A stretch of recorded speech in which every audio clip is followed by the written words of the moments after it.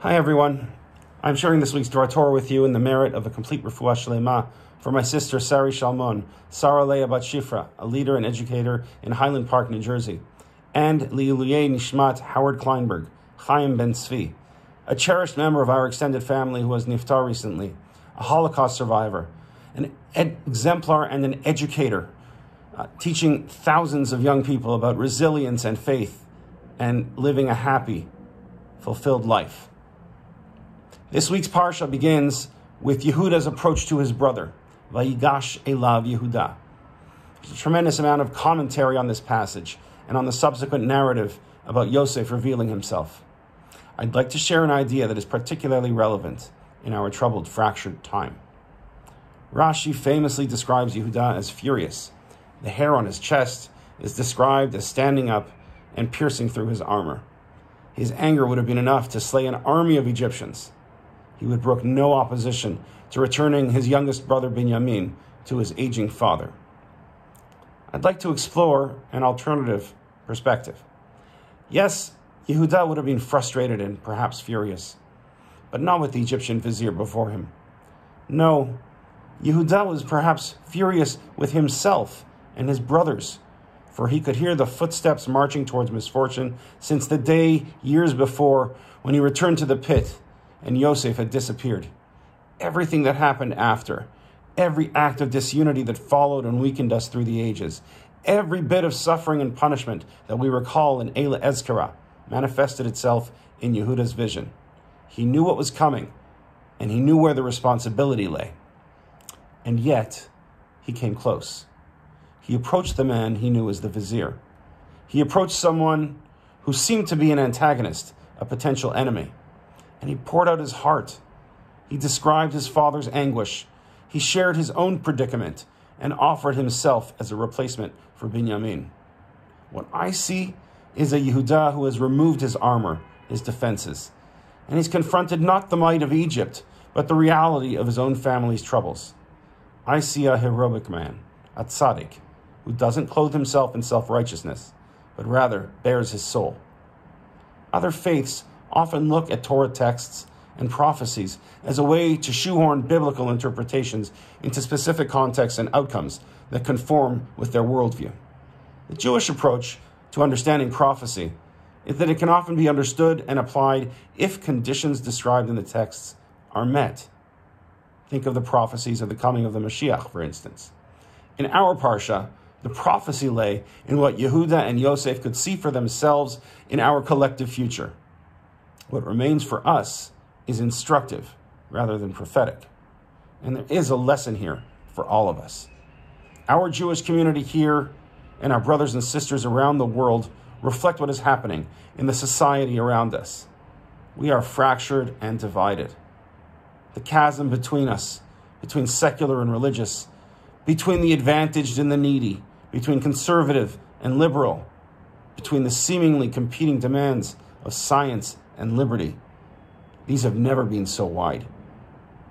It takes a Yehuda to come close, to approach those who you see as wielding power and influence to harm you, to take responsibility not only for your past actions, but also for the implications of your actions in the future, like the expanding waves that follow a stone thrown into the depths. And the beautiful message of our parsha is that when you approach, when you come near, you discover something magical. The one who stands kenegdecha, opposite you, he's your brother, and he sees the implications of division and separation as keenly as you do. The first Brisker Rav, known as the Beit Halevi, gave a remarkable insight into Yosef's gift of clothes to his brothers and why he gave 5 sets of clothes and 300 zuzim to Binyamin. Wouldn't this just renew the jealousy that had started everything? Why would he so mistrust just as the brothers were reconciling? The Beit Halevi, when he was still a yeshiva bacher, a very young man, he clarified. He recalled the medieval commentary of the Alshich, who brought the explanation of Rabbeinu Bechaye, stating that since the cost of an Eved Ivri was 30 zuzim, and the 10 of them had sold Yosef, that gift was forfeit in the amount of 300 zuzim. But why give it to Binyamin? Well, the Chatam Sofer explains that ein derech liten mamon la'ashir. one doesn't give compensation to he who is overwhelmingly wealthy. And why the 5 extra gifts? Well, I'll share a couple of answers. One is that Yosef saw that Mordechai would descend from Binyamin, and in his triumph, he would be given 5 royal garments, as we read in the 8th parak of Megillat Esther, Techelet v'chur v'ateret zahav gdola v'tachrich butz v'argaman. Alternatively, the Gemara in Zevachim indicates that the Makom HaMikdash was in the territory of Binyamin. Binyamin, who would suffer the greatest loss of all in the future, when not 1 but 2 temples would be destroyed in his inheritance. And thus the excess would symbolically mitigate his great loss. The broader lesson we can draw from these questions and explanations follows from reclaiming our brotherhood and sisterhood, as Yehuda did with Yosef. One cannot assume they know the experiences of the other and the rationales of every action that has been taken. And one cannot allow such assumptions to stress a fragile, though vital process. We all have reasons for the political, religious, and social positions that we stake out.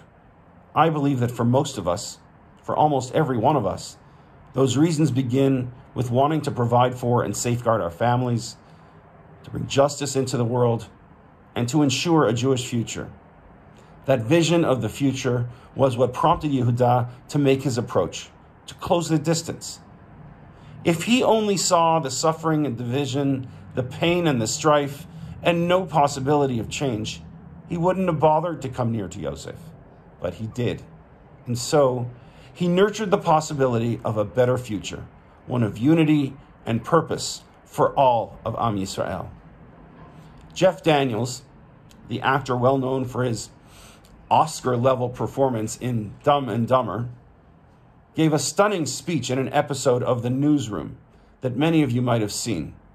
He answers the question, why do you think America is the greatest country in the world?